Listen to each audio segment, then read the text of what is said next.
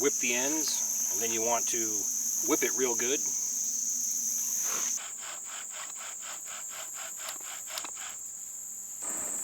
There we go, just like that.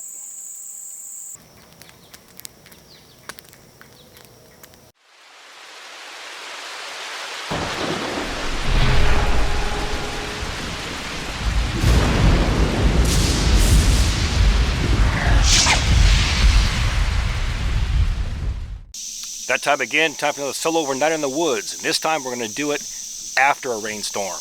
Let's get to it.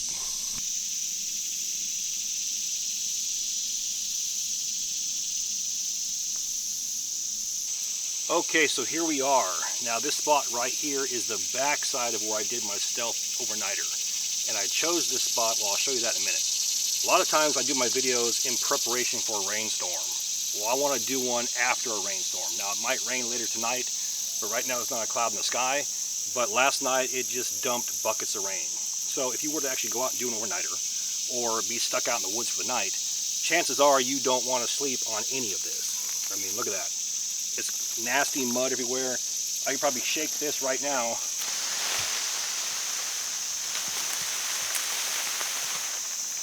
There's water droplets all over me. So I don't want to be in the mud. I don't want to be anywhere near any type of stuff where water could come in here. And if it does rain, I want to be off the ground.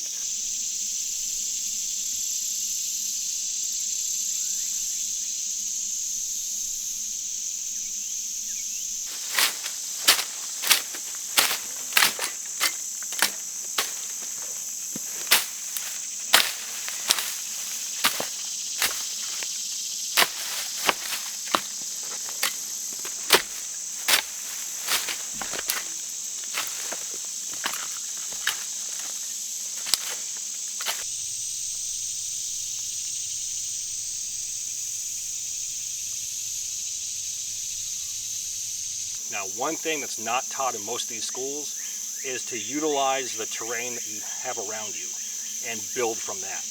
Now, I have two options here for a raised bed. I could utilize this log right here and simply make some sort of trash bag bed or bedroll sleeve and extend it over here. It's off the ground. Or I can go back and utilize the same log I used before. This time, instead of sleeping underneath it on the ground that's wet, I could suspend some sort of swinging hammock style bedroll sleeve right here and right there. I'm still off the ground.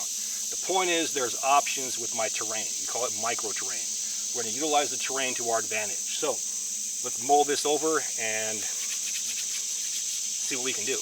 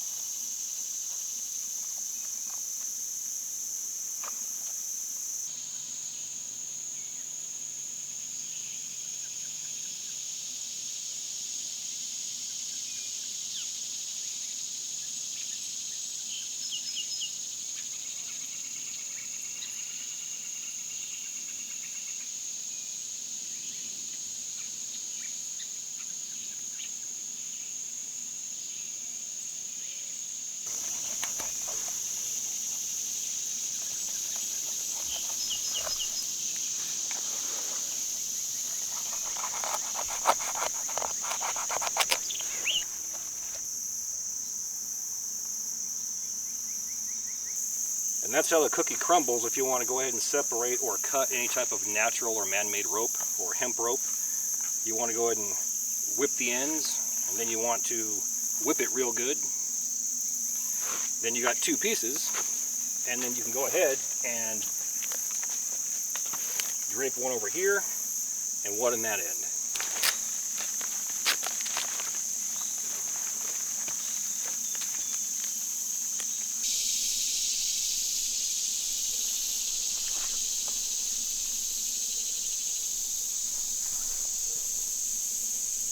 So there's all kinds of cool, overcomplicated, convoluted ways you can tie knots to hang this up.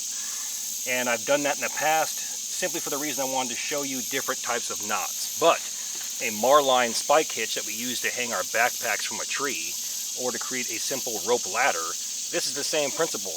Here's your gigantic rung that runs probably about 7 feet in length. All we're going to do here is twist the rope over, simply walk up and pull a piece through. Now we can slide our rung in there and tighten it down. Easy peasy, lemon squeezy.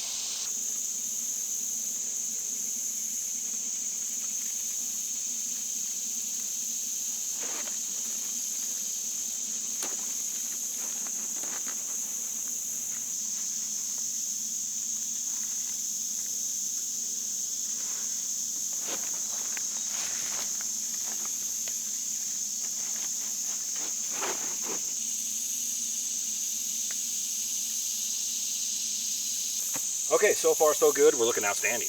Now before I raise this bad boy up, if this trunk right here were wider, the bed would be spread out perfectly, but it's not, so we're going to improvise. We're going to add a spreader bar here perpendicular and there perpendicular. Tie it down with an arbor knot.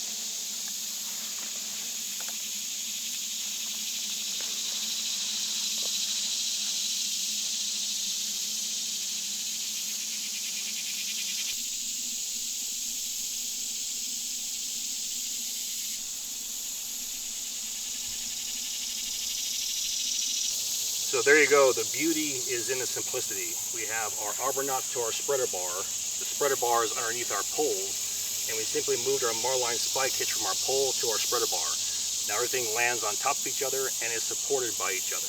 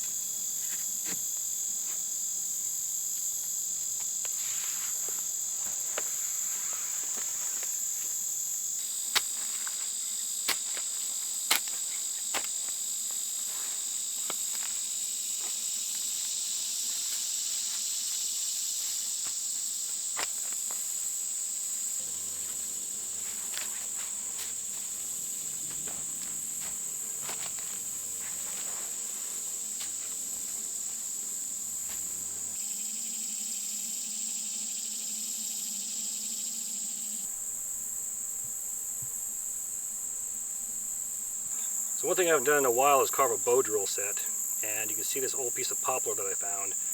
I'm kind of iffy on it. You see it's nice and brown, but the inside appears to be white. So I'm hoping that this will work out. There's 4 parts to a set. We have our bow, we have our fireboard or our hearth, we have a spindle or a drill, and we have a handhold. So I'm going to carve this into something that resembles like a 2x4. That way I can look at it, because I don't want it to be wet or just like too far gone where it's destroyed. This is marginal at best, but I think I can get it to work. So all I did was split a piece about that big around down the middle and then just start carving on it.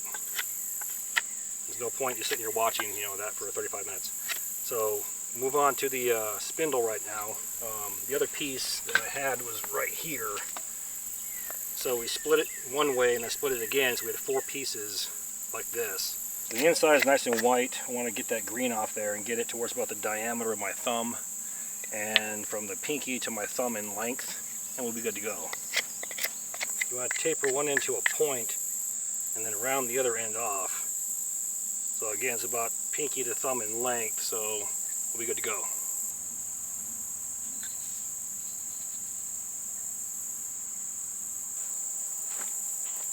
So for my bow, I have a stick that's about fingertip to armpit in length. Got a Y branch at the end. Tied our classic bowline around here, and then just a half hitch down here, and then wrapped it around, and we should be in business. Carve a divot right here the same diameter as my spindle, and then we'll go ahead and do our burn-in, or in other words, seat our drill.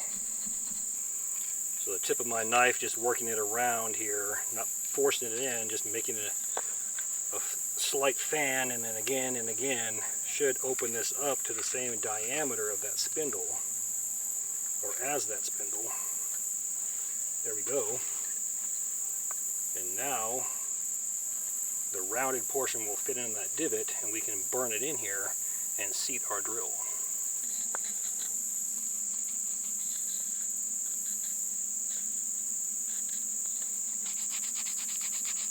Utilize the full length of the bow, and all we're going to do is burn the same diameter of my spindle into my board and hope that it's nice and black. That means the wood is completely optimum and the best you can get. And that looks good right there. Oh yeah.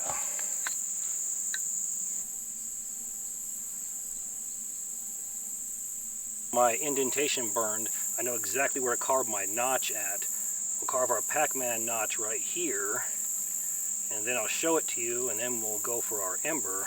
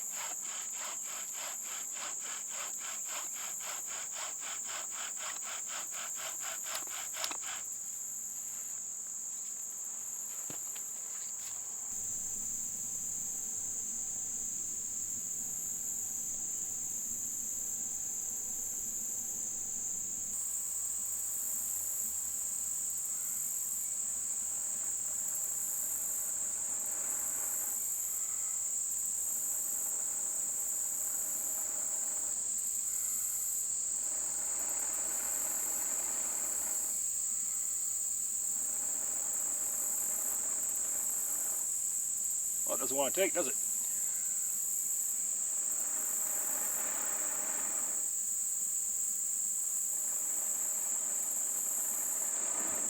There we go.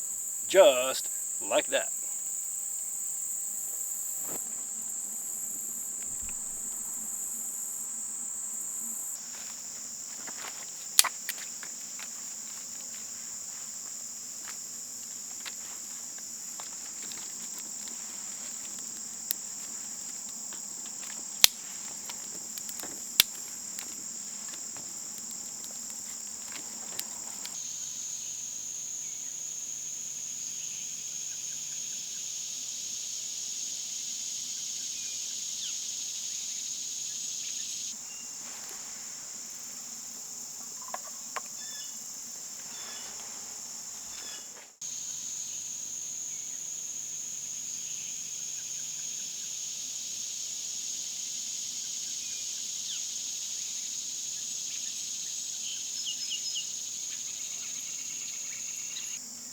And there we go, shrimp scampi in creamy garlic sauce. Now the trick is, you make it the night before, put it in a Ziploc bag and freeze it until it's a brick. Then toss it in the bottom of your pack, and it unthaws all day. Should be safe. Outstanding. That is really good. Really good. Catch you all in a few. Yes, sir.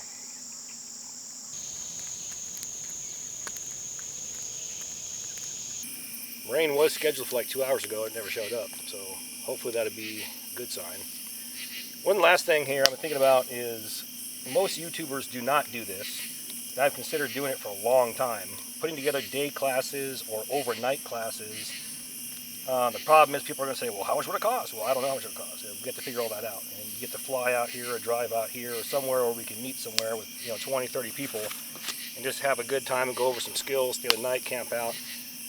Hopefully at a cool place with an actual campsite where you guys could hook things up to. But yeah, I think something like that would be kind of cool because most people don't do that. It'd be way cheaper than going to a school at the same time. We'll get good training. So mull it over and drop me a comment in the comment box.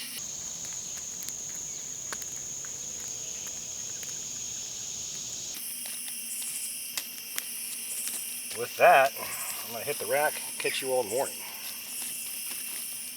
Those coals, baby. Keeping them mosquitoes away. Oh yeah.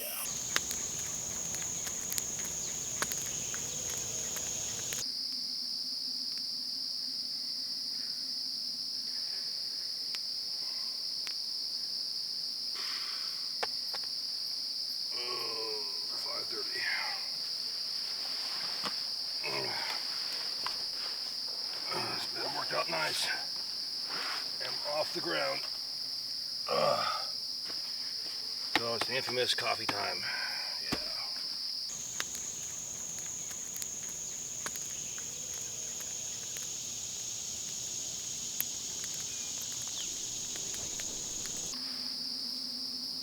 One, two, whatever.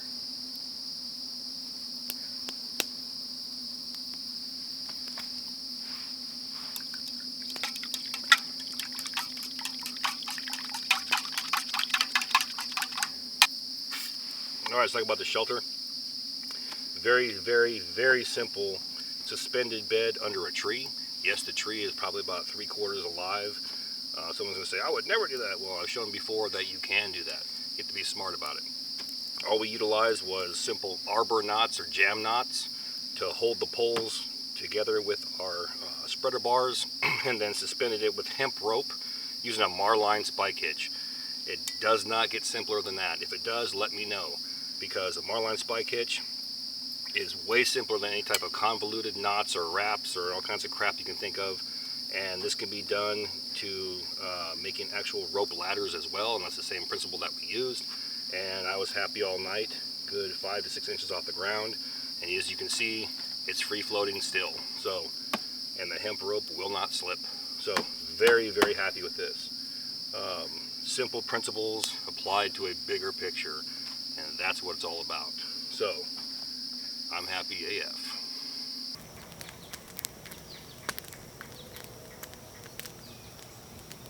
And there you go, solo overnight building a simple suspended bed under a downed tree.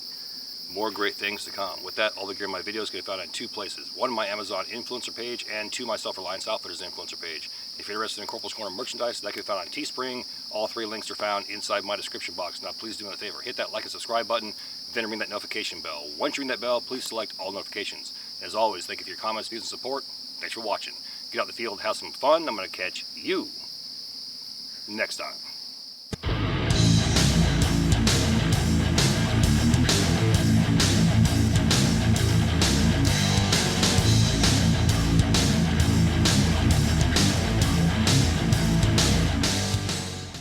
Now it's time for Corporal's final thoughts. Let's go ahead and talk about simplicity.